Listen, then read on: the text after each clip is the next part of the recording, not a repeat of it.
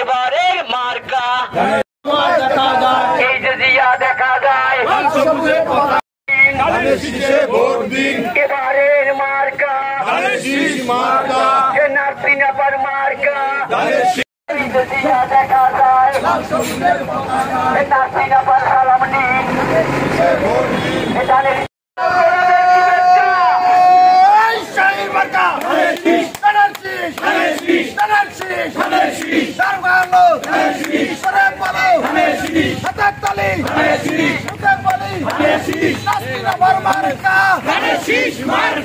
উন্নয়নের মার্কা, জনগণের মার্কা,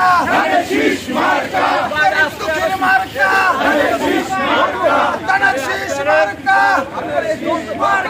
উন্নয়নের মার্কা। পক্ষ থেকে লাল গোলাপ শুভেচ্ছা।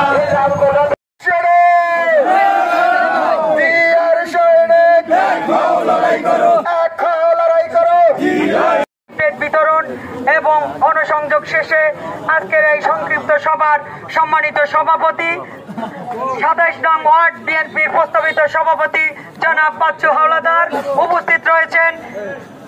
২৭ নং ওয়ার্ড বিএনপির প্রস্তাবিত সাধারণ সম্পাদক জনাব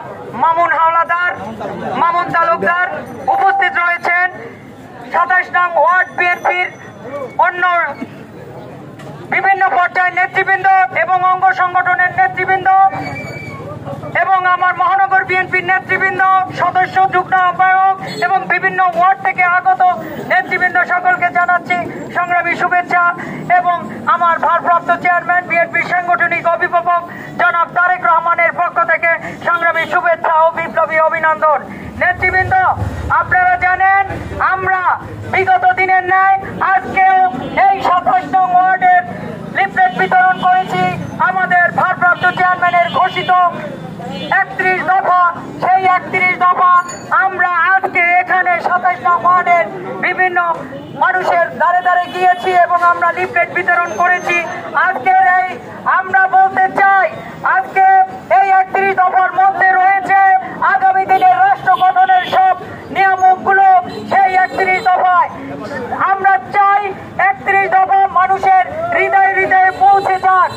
৩১ দফা বাস্তবায়িত হলে আগামী দিনে আমাদের ধানের শীষের বিজয় কেউ রুখতে পারবে না। ইনশাআল্লাহ আগামী দিনে আমাদের ধানের শীষের বিজয় হবে এবং খালেদা জিয়ার হাতকে আপনারা শক্তিশালী করবেন, তারেক জিয়ার হাতকে শক্তিশালী করবেন এবং আপনারা এখন থেকে এই ২৭ নং ওয়ার্ড বিএনপি এবং অঙ্গ সংগঠন, ছাত্রদল, যুবদল, স্বেচ্ছাসেবক দল, মহিলা দল যারা রয়েছেন সবাই মানুষের ঘরে ঘরে এই ৩১ দফা পৌঁছে দেবেন। ইনশাআল্লাহ আগামী দিনে আমাদের ধানের শীষের বিজয় হবে।